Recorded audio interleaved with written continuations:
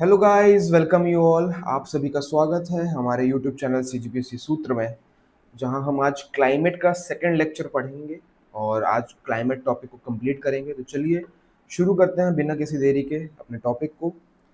हम आज क्लाइमेट को पढ़ेंगे और क्लाइमेट का सेकंड लेक्चर है। पिछले लेक्चर में हम लोगों ने जैसे देख लिया था कि किस तरीके से इंडियन मानसून पे थर्मल इफेक्ट्स काम करते हैं, ठीक है ना। आईटी सीजेड काम करता है, जो इंटर ट्रॉपिकल कन्वर्जेंस, जो शुरू में इक्वेटर में जो लाई करता है लो प्रेशर जोन, वो किस तरीके से हमारा ट्रॉपिक ऑफ कैंसर में शिफ्ट हो जाता है विद द टाइम। जब सन ऊपर आता है, इंडिया में समर टाइम रहता है, और किस तरीके से वो जब इंडिया में विंटर टाइम रहता है तो वो नीचे की ओर शिफ्ट करता है। तो आई टी सी जेड जहाँ जहाँ शिफ्ट होता है वहाँ वहाँ लो प्रेशर फॉर्म होता है, ये हमने देख लिया था। और high pressure to low pressure winds flow करती है, ये भी हमने देख लिया था कि नॉर्दर्न हेमिस्फीयर में अगर विंड्स ट्रेवल करती है high pressure to low pressure, तो वो अपने डायरेक्शन के राइट साइड टर्न करती है, और वही वो सदर्न हेमिस्फीयर में रहती है तो लेफ्ट साइड टर्न करती है। तो ये हम लोग ने आई टी सी जेड के उसमें फॉर्म में देख लिया था। फिर हमने वेस्टर्न और जेट स्ट्रीम्स के बारे में पढ़ा था, है ना। ईस्टर्ली जेट स्ट्रीम्स एंड सब ट्रॉपिकल वेस्टर्न जेट स्ट्रीम्स के बारे में पढ़ लिया था, और वो किस तरीके से मानसून को अफेक्ट करते हैं। तो हमने तीन मेजर रीजंस देख लिए थे। एक तो थर्मल इफेक्ट देख लिया था कि थर्मल इफेक्ट की वजह से भी मानसून आता है। एक तो तिब्बतन प्लेटू की वजह से वहाँ ज़्यादा हीट अप होता है, तो विंड राइज अप होती है, वहाँ पे क्लाउड फॉर्मेशन होता है, और फिर इधर पे हाई प्रेशर में जाके सबडक्ट करती है, ठीक है ना, यहाँ पे subduct करती है, जिससे मानसून यहाँ पे फिर ट्रेवल करता है।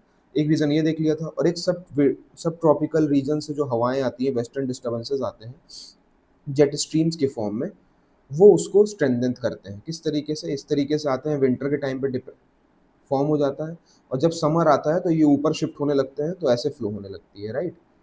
तो क्या है कि यहाँ पे लो प्रेशर रीजन मिल जाता है, तो और high pressure to low pressure फिर मानसून चलने लगता है। तो बाकी रीजन हमने देख लिए थे, मानसून क्यों आता है, कैसे आता है। अब हम देखेंगे कि एल नीना और ला नीना जो इफेक्ट है, ऐसे और कौन कौन से इफेक्ट्स हैं जो मानसून को इफेक्ट करते हैं। मानसून ज़्यादा आएगा कम आएगा इंडिया में, वो डिपेंड करता है। तो उसको हम चलिए थोड़ा डिटेल में देखने की कोशिश करेंगे, और उसके क्या फाइनेंशियल इम्पैक्ट्स आते हैं, ठीक है ना, क्या इंफ्रास्ट्रक्चर वे में इम्पैक्ट आता है अलग अलग कंट्रीज़ में, एक तो साउथ अमेरिका में, ऑस्ट्रेलिया में और इंडिया में। तो ये सब मानसून से रिलेटेड ही है। चलिए शुरू करते हैं हम एल नीना को। तो एल नीनो जो फिनोमेना है, सबसे पहले हम नॉर्मल कंडीशन को देख लेते हैं। ये है हमारा साउथ अमेरिका और ये है ऑस्ट्रेलिया। देखिए, ये आप याद रखिए कि जैसे ये ट्रॉपिक ऑफ कैप्रिकॉन है, ये ऑस्ट्रेलिया से पास हो रहा है, ये ट्रॉपिक ऑफ कैप्रिकॉन है, ठीक है। तो यहाँ से ईस्टर्ली विंड्स आ रही हैं, क्योंकि ईस्ट डायरेक्शन से कोई विंड जा रही है वेस्ट डायरेक्शन में, तो उसको ईस्टर्ली बोलते हैं। जहाँ से जा रही है वहाँ दूसरे की तरफ, तो जहाँ से आ रही है वो नाम दिया जाता है। अब जैसे मान लीजिए ईस्टर्ली विंड यहाँ से आ रही है, तो ये ईस्टर्ली विंड ऐसे चल रही होगी यहाँ पे, राइट, ऑस्ट्रेलिया के इधर पे चल रही है ना, सही है। तो अब देखिए क्या होता है नॉर्मल कंडीशंस में, जब ईस्टर्ली चलती है, तो जब विंड्स इस तरीके से आपके ऑस्ट्रेलिया की तरफ जा रही होती है और इंसोलेशन पड़ रहा होता है यहाँ पे, तो वो वार्म वाटर को लेके इधर ऑस्ट्रेलिया की तरफ जाती है और यहाँ पे इकट्ठा कर लेती है, ठीक है। तो जब वार्म वाटर यहाँ ऑस्ट्रेलिया के टाइम पे यहाँ पे इकट्ठा हो जाता है, तो जो नीचे का कोल्ड वाटर है वो अपहीवल होके साउथ अमेरिका के ऊपर साइड में आता है। अब यहाँ पे आप बताइए, जब वार्म वाटर है तो यहाँ लो प्रेशर फॉर्म हो गया। क्यों होगा? एयर यहाँ से राइज अप करेगी, ठीक है, राइज अप करेगी विंड्स। फिर कहीं पे लो प्रेशर है तो यहाँ पे आपको क्लाउड्स फॉर्मेशन देखने को मिलेंगे, और इस तरीके से यहाँ पे आपको एक तो हाई प्रेशर इधर पे बनेगा, यहाँ पे सबडक्ट करेंगी, और एक इंडिया के इधर डायरेक्शन में सबडक्ट करेंगी, क्योंकि लो प्रेशर से जब उठ रही है हवाएं, तो हाई प्रेशर पे सबडक्ट करेगी, और हाई प्रेशर से फिर लो प्रेशर में आएगी। यही साइकिल हम पढ़े हैं, राइट, पढ़े हुए हैं ना। तो ये यहाँ पे आके इंडिया में यहाँ पे सबडक्ट करेगी। किस तरीके से? यहाँ से उठेगी और ये यहाँ पे आके यहाँ पे हाई प्रेशर बनाएगी। वैसे ही यहाँ पे एक तो तिब्बतन प्लेटू से हवा उठ के यहाँ पे हाई प्रेशर बना रही थी, ठीक है। कभी कभी सोमालियन जेट स्ट्रीम्स भी काम करती हैं, वो भी हाई प्रेशर बनाती हैं, ठीक है। एक तो आपका ये भी इफेक्ट हो रहा है ना, नॉर्मल टाइम पे, तो आपको अच्छा मानसून देखने को मिलता है, ठीक है। तो ये हो गया आपका, तो मानसून यहाँ से इफेक्ट होता है, ठीक है। तो एक तो आपका ये हुआ कि upheaval of the stronger air हो गई, यहाँ पे अपहीवल होने लगा। अब इसका क्या क्या इफेक्ट आएंगे हम आगे देखेंगे, ठीक है। तो ये प्रोसेस समझ में आ गया कि नॉर्मल कंडीशन में इस तरीके से काम करता है। अब बात आती है एल नीनो का टाइम। एल नीनो के टाइम में क्या होता है कि ईस्टर्ली विंड्स, ये क्या होता है, ये जो पानी यहाँ पे इकट्ठा हो रहा है ईस्टर्ली विंड्स के कारण, ये ईस्टर्ली विंड्स कभी ना कभी स्लो हो जाएंगी, हमेशा थोड़ी इस तरीके से फॉर्म कर चलती रहेंगी। क्या होता है कि इतना लैंड फॉर्म में अंतर है, हर चीज़ों में कभी ना कभी चेंजेस आते हैं। तो क्या होता है कि ऐसी कंडीशंस आती हैं कि ईस्टर्ली विंड्स जो फ्लो हो रही थी उसकी स्पीड कम कम हो जाती है, ईस्टर्ली विंड्स वीक हो जाती है। तो वार्म वाटर जो मूव कर रहा था ईस्टवर्ड, ठीक है ना, यहाँ पे सॉरी वेस्टवर्ड जो फ्लो कर रहा था वो रुक जाता है। फिर क्या होता है, जब हवाएं रुक गई, ठीक है, हवाएं रुक गई, अब क्या है कि यहाँ पे वार्म वाटर है, ठीक है, यहाँ पे वार्म वाटर है, वार्म वाटर और यहाँ पे कोल्ड वाटर है। तो आप बताइए वार्म वाटर ज़्यादा एक्सपैंड करेगा क्योंकि वार्म वाटर है, ज़्यादा मॉलिक्यूलर स्पेस होंगे तो वो ज़्यादा वहाँ पे वॉल्यूम रखेगा, ठीक है ना। और ये यहाँ पे कोल्ड वाटर है तो सिकुड़ के रहेगा, मॉलिक्यूलर स्पेस कम रहेंगे तो ऐसा रहेगा। तो इस तरीके से वॉल्यूम ज़्यादा यहाँ पे रहेगा, यहाँ पे कम वॉल्यूम रहेगा साउथ अमेरिका में। तो पानी सारा जो है वो आपका फ्लो होते हुए पूरा यहाँ पे, क्योंकि विंड्स चल नहीं रही है, उसको ऊपर रखने की जगह वही नहीं है, फोर्स ही नहीं है, तो वो धीरे धीरे यहाँ पे नीचे आके इकट्ठा होने लगेगा, ये साउथ अमेरिका में आके वार्म वाटर वापस साउथ अमेरिका में आने लगेगा, ठीक है। तो उससे बहुत सारे चेंजेस आएंगे कि एक तो यहाँ पे पहले बरसात नहीं था, ये ड्रॉट रीजन था क्योंकि बरसात यहाँ पे हो रही थी आपकी। यहाँ पे क्या होता है कि लो प्रेशर के कारण ऊपर विंड्स उठी, क्लाउड बना लिया, कन्वेक्शनल रेनफॉल होने लगी। देखिए दो तरीके का रेनफॉल है, एक तो ओरोग्राफिक रेनफॉल जो माउंटेन से टकरा के होता है, एक कन्वेक्शनल जो लोकलाइज्ड एरिया में ज़्यादा हीट अप हो जाता है एरिया, तो ऊपर राइज करता है, क्लाउड फॉर्म करता है और रेनफॉल लोकलाइज होने लगती है।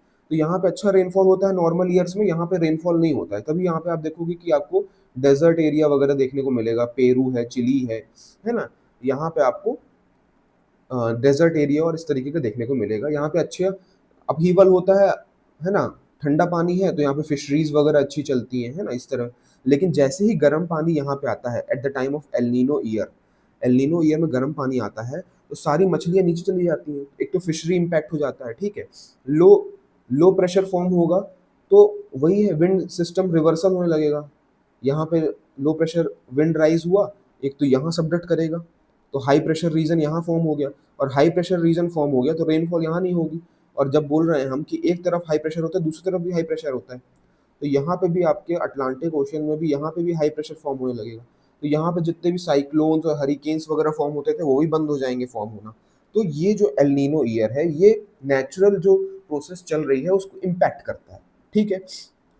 ये डेजर्ट एरिया है, अब यहाँ पे जब रेनफॉल होने लगेगी, क्लाउड फॉर्म होने के बाद यहाँ पर रेनफॉल होने लगेगी, तो यहाँ पे एक तो क्लाइमेटिक कंडीशंस ऐसी हो जाएंगी कि डिसीजेस वगैरह फैलने लगेंगी, समझ रहे हैं ना। जहाँ पे कभी रेनफॉल होती ही नहीं है, कुछ होता नहीं है, वहाँ पर रेनफॉल होने लगे और यहाँ पे ज़्यादा गर्म पानी आने लगे तो इम्पैक्ट क्या है कि हम आगे उसको और डिटेल में देखेंगे, ठीक है। और उसी का एक इफेक्ट होता है लालीना, ठीक है ना। इसके बाद जब एलनीना आता है तो लालीना आपको देखने को मिलेगा, ठीक है, क्या देखने को मिलेगा, लानीना। तो लालीना में क्या होता है, कुछ नहीं होता है कि ये जो हमारा नॉर्मल कंडीशन था ना, ये जब एलिना हो जाता है तो लालीना का क्या होता है, जो नॉर्मल कंडीशंस होती हैं उसमें जो वेस्ट जो ईस्टर्ली विंड्स है, ये जो ईस्टर्ली विंड्स है ना, ईस्टर्ली विंड्स लालीना में, ईस्टर्ली विंड्स जो है आपकी ईस्टर्ली विंड्स वो स्ट्रांग हो जाती है, क्या हो जाती है, स्ट्रांग हो जाती है, ठीक है। तो जो यहाँ पे ये सेल बन रहा था हमारा, ये अपहीवल होने के बाद आपका ये अपहीवल जो होता था, ये सॉरी राइज होता था और यहाँ पे आके हमारे इंडियन ओशियन में यहाँ सबमिट करता था और ये जो यहाँ हाई प्रेशर बनाता था, तो ये स्ट्रेंथन हो जाता है, ये नॉर्मल में तो हो ही रहा है और ज़्यादा स्ट्रेंथन हो जाता है क्योंकि विंड्स और ज़्यादा होती है तो और पानी यहाँ इकट्ठा हो जाता है, ठीक है। तो स्ट्रॉन्गर विंड्स, ईस्टर्ली विंड्स देखने को मिलता है। इंडियन ओशन, इंडियन ओशियन में जो हाई प्रेशर है, इंडियन ओशियन में जो स्ट्रॉन्ग हाई प्रेशर देखने को मिलेगा आपको, ठीक है। और उससे क्या होता है कि मॉनसून बहुत तेज आता है आपका, क्योंकि high pressure to low pressure ज़्यादा बन गया। अब यहाँ पे जब हाई प्रेशर ज़्यादा हो जाएगा आपका, ठीक है ना, यहाँ पे हाई प्रेशर ज़्यादा हो जाएगा तो यहाँ पे मॉनसून और तेज जाएगा, high pressure to low pressure, ठीक है। तो मॉनसून जो है आपका वो भी स्ट्रॉन्ग हो जाता है, जिससे इंडिया में क्या आता है, फ्लड्स आ जाते हैं, ठीक है ना, बहुत ज़्यादा एक्सट्रीम पानी गिरने लगता है, फ्लड्स आने लगते हैं, ठीक है ना। उससे और साउथ अमेरिका में क्या इफेक्ट आएगा, साउथ अमेरिका में एक्सट्रीम ड्रॉट कंडीशन आ जाती है, ठीक है ना, एक्सट्रीम ड्रॉट आ जाता है। तो ये हो गया लानीना का इफेक्ट। चलिए तो हम इसको डिटेल में थोड़ा सा और एलिनो को जैसे जैसा जैसा जैसा एलिनो में होगा उसका जस्ट अपोजिट लालीना में होगा, समझ गए ना। तो लालीना में यही आपका डायग्राम बनेगा, बस जो विंड्स आपकी चल रही है, ये ईस्टर्ली विंड्स जिसके कारण पानी इधर आ रहा है, वो और तेज स्ट्रांग हो जाती है, ठीक है, ये और तेज स्ट्रांग हो जाती है, तो पानी और ज़्यादा इकट्ठा होने लगता है। चलिए, तो हम यहाँ पे हमने देख लिया है कंडीशंस। अब नॉर्मल कंडीशन में क्या होता है, हमने जैसे पढ़ लिया है कि ट्रेड विंड्स ये ईस्टर्लीज यहाँ पे ट्रेवल करती हैं ना, स्ट्रॉन्ग, और strong westerlies west west side में जाती है, सॉरी, ठीक है, वेस्टवर्ड ट्रेड विंड्स चलती रहती हैं। और ओशियन करंट टेम्परेचर जो है वो वार्म वाटर को पुश कर देता है यहाँ पे, राइट, ये हमने नॉर्मल कंडीशन में देखा। तो एलनीनो में जस्ट रिवर्स होने लगता है, ठीक है ना, वीक हो जाती है, समझ गए आप। सी का टेम्परेचर जो हाई हो जाता है, यहाँ पे टेम्परेचर हाई होता है, लेकिन अब यहाँ पे टेम्परेचर हाई होने लग रहा है नॉर्मल एलनीनो कंडीशन में, है ना, साउथ अमेरिका में आपको टेम्परेचर हाई दिखेगा। अपवेलिंग जो है यहाँ पे, पहले साउथ अमेरिका में साइड में आपको अपवेलिंग दिखता था, मतलब ठंडा पानी ऊपर उठने लगता रहा, तो इसको बोलते हैं upwelling of water. Ecuador, Chile, Peru, यहाँ पे इस साइड में अपवेलिंग दिखना था, जिससे क्या है कि फिशरीज सपोर्ट होती है। लेकिन एल्नीनो कंडीशन में यहाँ अपवेलिंग नहीं होता है, जिससे फिशरीज और मरीन लाइफ यहाँ पे दिक्कत फैली। रेनफॉल का पैटर्न अगर देखें तो पहले आपको ऑस्ट्रेलिया, इंडोनेशिया, यहाँ पे नॉर्मल रेनफॉल देखने को मिलता है, लेकिन एल्नीनो कंडीशन में साउथ अमेरिका में, है ना, वहाँ पे आपको इंक्रीज रेनफॉल देखने को मिलेगा, यहाँ पे रेनफॉल ज़्यादा होता है और यहाँ पे ड्रॉट कंडीशन आ जाती है।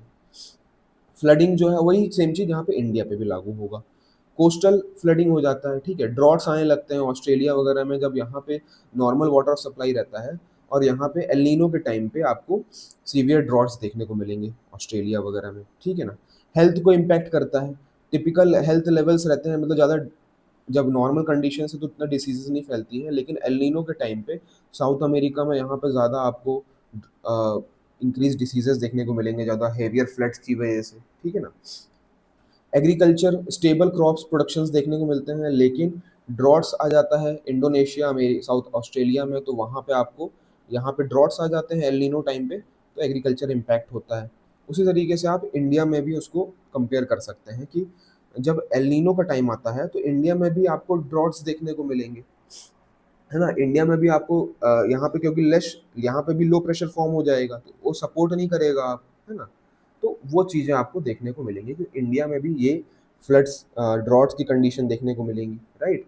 और ड्रॉट की कंडीशन के कारण एग्रीकल्चर इम्पैक्ट होगा, तो ये सब चीज़ें आपको देखने को मिलेंगी। तो एक समराइज कर लेते हैं हम, ठीक है ना। नॉर्मल कंडीशन में क्या होगा, एलनीनो में क्या होगा, और लानीना में क्या होगा, ठीक है। तो इंडिया में एक तो नॉर्मल मानसून रहेगा नॉर्मल कंडीशन में, ठीक है ना। ऑस्ट्रेलिया में क्या होगा, ऑस्ट्रेलिया में ऑस्ट्रेलिया में रेनफॉल होती है ना, जैसा हमने देख लिया। और साउथ अमेरिका में ड्रॉट कंडीशन आ जाएगी, ठीक है, जिससे फिशिंग वगैरह अच्छा रहेगा। ड्रॉट इतना नहीं आता है, लेकिन गुड फिशिंग, मतलब वहाँ पे रेनफॉल नहीं होती, हमने देख लिया है। अब एल नीनो में क्या होता है, रिवर्सल हो जाता है, इंडिया में क्या आएगा आपका, ड्रॉट आ जाएगा, समझ रहे हैं ना। ऑस्ट्रेलिया में आ जाएगा आपका, बताइए एल नीनो में ऑस्ट्रेलिया में क्या होगा, ऑस्ट्रेलिया में आपका ड्रॉट आ जाएगा, ठीक है ना। और साउथ अमेरिका में फ्लड आ जाएंगे, समझ रहे हैं, ये नो फिशिंग, फिशिंग नहीं होगा। ला नीना इंडिया सपोर्ट्स, इंडिया में मानसून को सपोर्ट करेगा, ज़्यादा सपोर्ट कर देगा तो फ्लड्स आ जाएंगे, यहाँ पे भी फ्लड्स आ जाएंगे, ऑस्ट्रेलिया में भी, क्योंकि ज़्यादा रेनफॉल होने लगेगी, और यहाँ पे एक्सट्रीम डॉट ड्रॉट आ जाएगा, समझ रहे हैं ना। तो सिंपल कॉन्सेप्ट यही है कि नॉर्मल कंडीशन में, हम एक बार एक और बता देता हूँ, नॉर्मल कंडीशन में यहाँ से अप, यहाँ से राइज करेंगी एयर, यहाँ सबडेट करेंगी, यहाँ सबडेट करेंगी, ठीक है। तो यहाँ हाई प्रेशर बनेगा, यहाँ पे भी हाई प्रेशर बनेगा, इस हाई प्रेशर के कारण मानसून सपोर्ट करेगा, तो हमारे इंडिया में जाएगी जाएगी हवाएं, तो नॉर्मल कंडीशन में अच्छा है।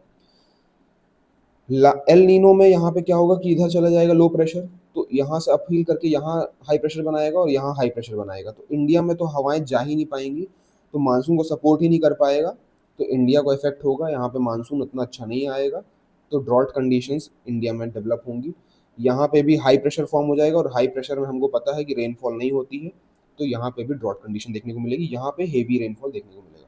और ला नीना में इसी में सपोर्ट ज़्यादा बढ़ जाएगा, तो चीज़ें हमारी यहाँ पे और ज़्यादा गर्म होंगी और यहाँ पे हाई प्रेशर इंडिया में यहाँ पे फॉर्म होगा, इंडियन ओशन में यहाँ पे भी आपको हाई प्रेशर फॉर्म होता दिखेगा, तो यहाँ पे ड्रॉट दिखेगा, यहाँ हाई प्रेशर फॉर्म होगा, तो हवाएं जो है high pressure to low pressure जाएंगी, फटाफट इंडिया में ज़्यादा अच्छा आपको मानसून देखने को मिलेगा, ज़्यादा ही आ जाएगा, तो फ्लड्स आ सकते हैं। तो ये हो गया हमारा एल नीनो और ला नीना को हमने बहुत डिटेल में देख लिया है, और आप कोई भी क्वेश्चन अगर इससे रिलेटेड आएगा तो आपको कॉन्सेप्चुअल क्लैरिटी क्लियर है, एक बार रीड अप करेंगे टॉपिक को आराम से समझ जाएंगे। अब आता है Indian ocean dipole. Indian ocean dipole जिस तरीके से हम देख रहे हैं कि एल नीनो ला नीनो हर 3-3 साल या 4-4 साल में देखने को मिलता है, तो इंडियन ओशियन डाइपोल वगैरह जो कॉन्सेप्ट है ये 30 साल में, है ना, अप्रोक्सीमेटली 330 ईयर्स में हमको ये चीज़ें ऐसे इफेक्ट्स देखने को मिलते हैं। तो चलिए हम इंडियन ओशियन डाइपोल को हम थोड़ा देख लेते हैं कि दो तरीके से एक तो आपको इफेक्ट देखने को मिलेगा इसका, एक तो पॉजिटिव इफेक्ट देखने को मिलेगा, पॉजिटिव इफेक्ट में मानसून को सपोर्ट करेगा ये, है ना, सपोर्ट करेगा, और नेगेटिव नेगेटिव फेज देखने को मिलेगा, इस नेगेटिव फेज में वो मानसून को डिमिनिश करेगा। ठीक है, तो ये दो फेज में क्या क्या होता है हम देख लेते हैं शॉर्ट में। इंडियन ओशन में न्यूट्रल फेज अगर डाइपोल चल रहा है तो सिंपल सी बात है, जो हमने पढ़ा अभी, ऑस्ट्रेलिया से यहाँ से हवाएं उठ के इधर इंडिया पे सबडक्ट करती हैं, तो नॉर्मल मानसून चलता रहता है। ठीक है, कुछ कुछ टाइम पे जब पॉजिटिव फेज चलता है हर 30 साल में, 20-30 साल मतलब जो रेज में आता है, तो ये जो वेस्ट साइड है इंडियन ओशियन का, यहाँ पे ये वार्म हो जाता है then normal, warmer then normal condition आपको देखने को मिलेगी। जो वेस्ट साइड है इंडिया का, वेस्ट साइड, ये वेस्ट इंडियन ओशियन में आपको सिंपल देखना है कि वार्मर देन नॉर्मल कंडीशंस आपको देखने को मिलती है, जिससे वार्म होता है, और ये जो है आपके यहाँ पे ऊपर राइज होती है हवाएं, और ज़्यादा ही मॉइस्चर बन जाता है, और जितना ज़्यादा मॉइस्चर हवाओं में आएगा और हवा यहाँ से इधर जाएगी इंडिया की तरफ, उतना ज़्यादा पानी लेके जाएगी।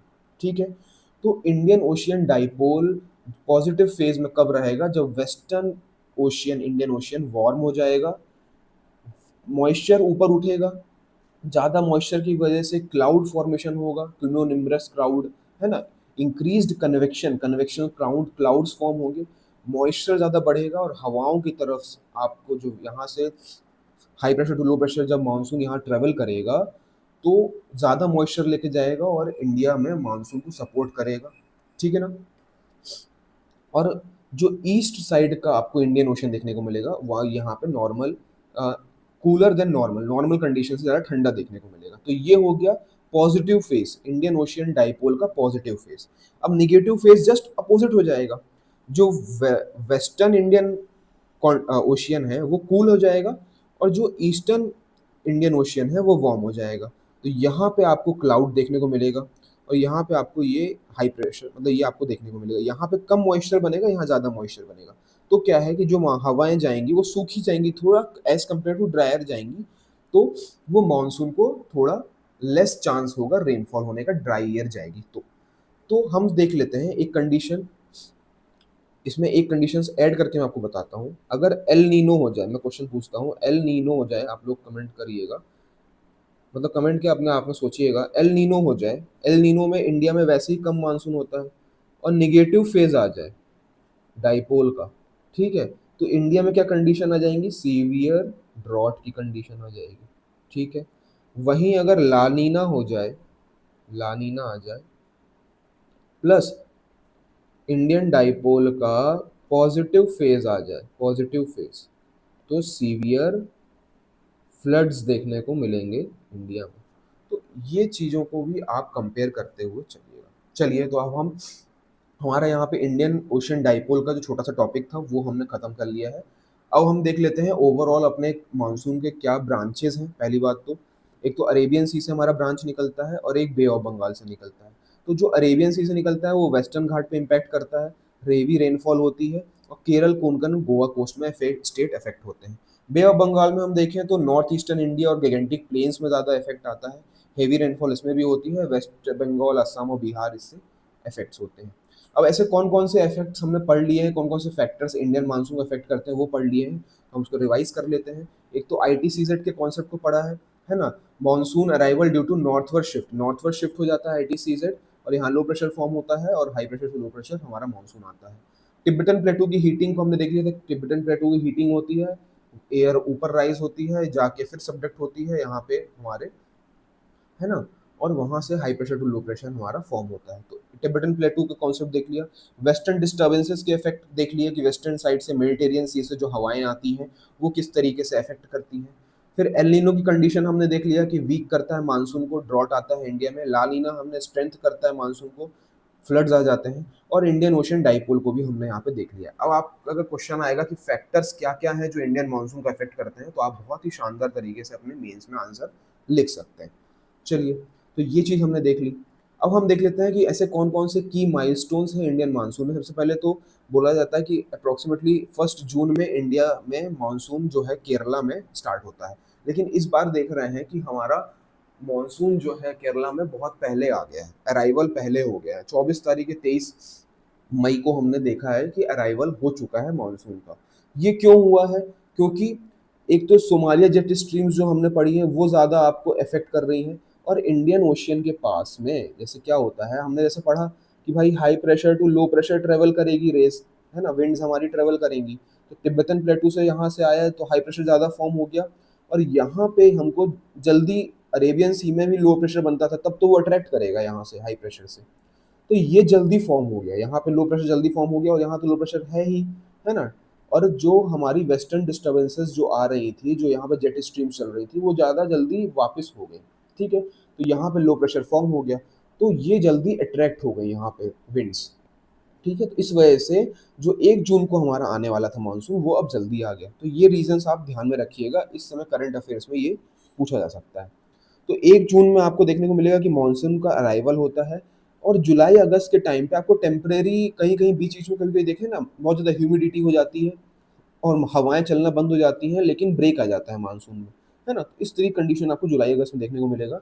और मानसून 15 सितंबर के बाद से विड्रॉवल होने लगता है नॉर्थ वेस्ट इंडिया से, हिमालय से टकरा के, है ना, उसका आपको विड्रॉवल देखने को मिलता है। तो ये की माइलस्टोन्स हैं मानसून रीजन में। ठीक है, ठीक है। फिर उसके बाद हम ये देख लेते हैं कि कुछ और की फैक्ट्स बताऊंगा मैं आपको। पहले हम देख लेते हैं कि मॉनसून के कारण इंडिया में अलग अलग सेक्टर्स पे क्या क्या आपको इफेक्ट देखने को मिलता है। ठीक है, एक सबसे पहले मेजर इम्पैक्ट आता है एग्रीकल्चर में। एग्रीकल्चर में खरीफ क्रॉप्स का हमको प्रोडक्शन करना है, कब हमको राइस का बुआई करना है, कब क्या करना है, तो मॉनसून के आने से 15 दिन पहले सीड्स को हमको डालना है। तो एग्रीकल्चर को बहुत ज़्यादा इफेक्ट करता है। अगर मानसून अच्छा नहीं आया तो अच्छे क्रॉप्स नहीं होंगे। तो वाइटल है एग्रीकल्चर के पॉइंट ऑफ व्यू से।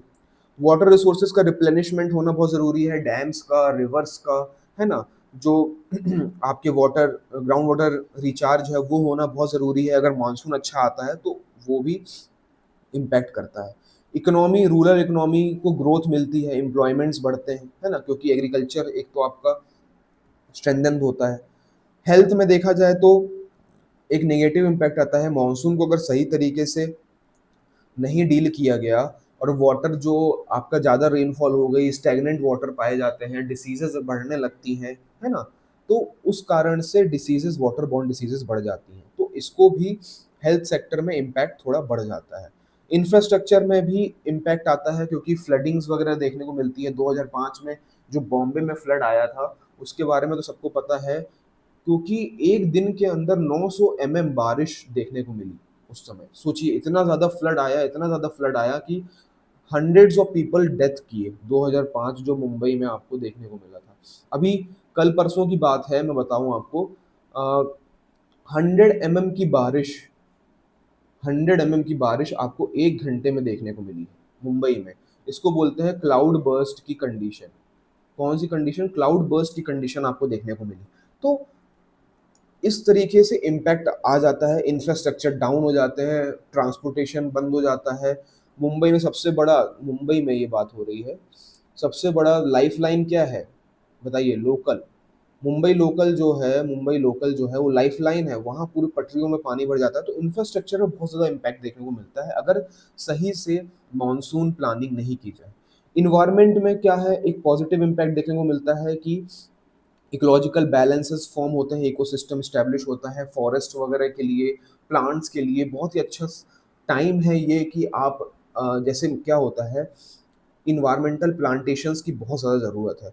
तो आप हमेशा जून के स्टार्टिंग में, मई में आप प्लांटेशन, सीड प्लांटेशंस कर दीजिए, थोड़ा-थोड़ा पौधा बढ़ जाएगा और मानसून आते ही वो फ्लरिश करेगा और अपने से आराम से बड़ा हो जाएगा। तो ये इम्पैक्ट आपको देखने को मिलेगा।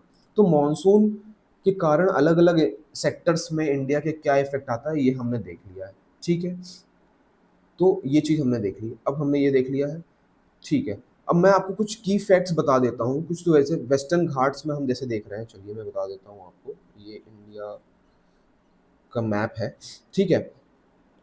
तो क्या होता है, वेस्टर्न घाट्स और विंध्या रीजन में हमको यहाँ पे ज़्यादा बारिश देखने को मिलती है, ठीक है ना? वेस्टर्न घाट्स में, ठीक है? और गारो, खासी, जयंतिया यहाँ वाले पार्ट में हमको ज़्यादा देखने को मिलती है, ठीक है ना? क्यों? क्योंकि वो हिमालयन रेंजेस जो हैं और यहाँ पे जो माउंटेन्स हैं, वेस्टर्न घाट्स जो हैं, वो जो विंड्स आ रही हैं उसके परपेंडिकुलर रहती है। वहीं पे अगर हम विंध्यन माउंटेन्स की बात करें, ये विंध्यन माउंटेन्स यहाँ पे है, वो जो हवाएँ हैं वो पैरेलल हो जाती हैं, तो वो ओरोग्राफिक रेनफॉल नहीं करा पाती है। इसलिए यहाँ पे जो राजस्थान वाला एरिया है आपको, वो आपको क्या देखने को मिलेगा? ड्रॉट वाला एरिया देखने को मिलेगा। ठीक है, हम यहाँ पे देख लेते हैं, ठीक है? तो इस तरीके से आपको ये चीज़ें देखने को मिलेंगी। ठीक है? तो ये अरावली रेंजेस में आपको कम देखने को मिलेगा, ठीक है ना? और एक अलग टाइप का एक मानसून आता है, मतलब मानसून से पहले अगर हम बात करें, मार्च, अप्रैल और मई के टाइम पे आपको एक कन्वेक्शनल क्या होता है, इंडिया में बहुत ज़्यादा गर्मी रहती है, लैंड मास गर्म होता है, तो सुबह-सुबह के टाइम आपने देखा होगा कि ज़्यादा हीट अप हो, मतलब पूरा दिन भर में बहुत ज़्यादा हीट हो जाता है लैंड। लैंड हीट होता है तो विंड्स और हवाएँ जो हैं ऊपर उड़ जाती हैं, है ना? मॉइस्चर थोड़ा-थोड़ा कहीं न कहीं रिवर्स से या फॉरेस्ट तरफ से जो लोकलाइज़्ड मॉइस्चर है, बहुत कम आता है, ज़्यादा नहीं आ पाता। थोड़ा बहुत तो ओशन से भी आ जाता है, लेकिन जितना मानसून में जितना मॉइस्चर आ पाता है, शाम के टाइम पे आप देखोगे, ऑब्ज़र्व करोगे कि क्लाउड फॉर्मेशन होने लगते हैं, क्योंकि मॉइस्चर आ जाता है और बहुत ज़्यादा हीट के कारण ऊपर वेपर्स उड़ जाते हैं, मॉइस्चर हो जाता है, तो क्या होता है कि जो क्लाउड फॉर्मेशन आपको देखने को मिलेंगे ऊपर के टाइम पे, ये मार्च, अप्रैल और मई में, तो वो कन्वेक्शनल रेनफॉल, लोकलाइज्ड रेनफॉल होता है। उसी को बोलते हैं आप लोग मैंगो शावर्स, ठीक है? मैंगो शावर बोलते हैं, ठीक है? उसको चेरी ब्लॉसम भी बोला जाता है, ठीक है? और क्या नाम है उसका? नॉर्वेस्टर भी बोला जाता है, ठीक है? काल बैसाखी बोला जाता है। तो ये अलग-अलग नेम से इस रेनफॉल को बताया जाता है, जो मार्च, अप्रैल और मई में आपको कभी-कभी लोकलाइज़ देखने को मिलता है, ठीक है ना? तो ये हो गया, तो इनको बोलते हैं प्री मानसून शावर। तो प्री मानसून शावर जो है, प्री मानसून शावर, है ना? वो कन्वेक्शनल रेनफॉल की वजह से होता है, ठीक है ना? कन्वेक्शनल रेनफॉल की वजह से होता है। तो ये कुछ की फैक्ट्स थे, मैं बताना चाहता था आपको। तो यहाँ हमारा आज क्लाइमेट का टॉपिक कंप्लीट होता है और आशा करता हूँ कि आप लोगों को समझ में आया होगा चीज़ें, ठीक है ना? और क्लाइमेट को बहुत ही इन डेप्थ और बहुत ही अच्छे से हमने कम समय में कंप्लीट किया है। अब कोई भी इससे रिलेटेड आपको क्वेश्चन आएगा तो आपको बन जाएगा। अच्छे लग रहे हैं लेक्चर्स तो लाइक करिए, कोई भी दिक्कत आती है तो कमेंट करके पूछिए, है ना? और चैनल को सब्सक्राइब ज़रूर करिए जिससे हमारा रीच सबको पहुँच पाए। So thank you, tata and bye bye.